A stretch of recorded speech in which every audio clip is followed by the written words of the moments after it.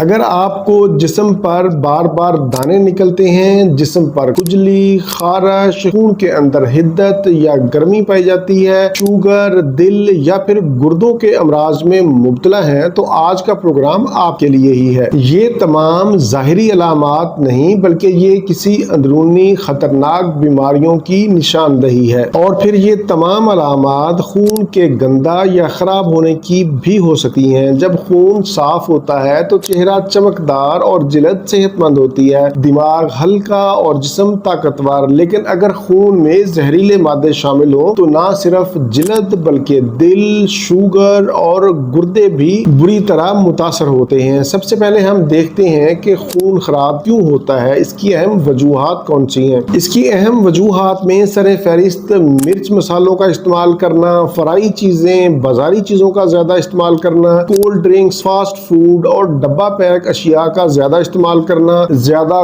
گوشت کا استعمال کرنا، نمک کا زیادہ استعمال کرنا، چینی کا زیادہ استعمال کرنا، پانی کا استعمال کم کرنا، نیند کی کمی یا پھر ذہنی دباؤ اور ٹینشن بھی خون کی خرابی کا باعث بنتا ہے۔ اسی طرح ایسے لوگ جو بار بار اینٹی بایوٹکس کا استعمال کرتے ہیں، ان کے لیے بھی یہ مسائل پیدا ہو سکتے ہیں۔ یہ تو تھیں خون خراب ہونے کی اہم وجوہات۔ اب ہم دیکھتے ہیں کہ جب خون خراب ہوتا ہے تو کون کون سی بیماریاں یا علامات جنم لیتی ہیں۔ ان میں سر فہرست چہرے پر بار بار دانے، پمپلز اور کیل مہاسوں کا نکلنا، الرجی، خارش یا پھر جسم پر دھبے بن جانا، گرمی زیادہ لگنا یا پھر دھوپ میں نکلنے پر جلن کا احساس ہونا، ہاتھ پاؤں جلنا، کمزوری محسوس ہونا، بار بار سر درد ہونا اور جسم کا بوجھل ہونا، پیشاب کا رنگ گہرا ہونا۔ خون کی خرابی سے جسم میں انفیکشن، سوزش اور گرمی کا احساس ہوتا ہے۔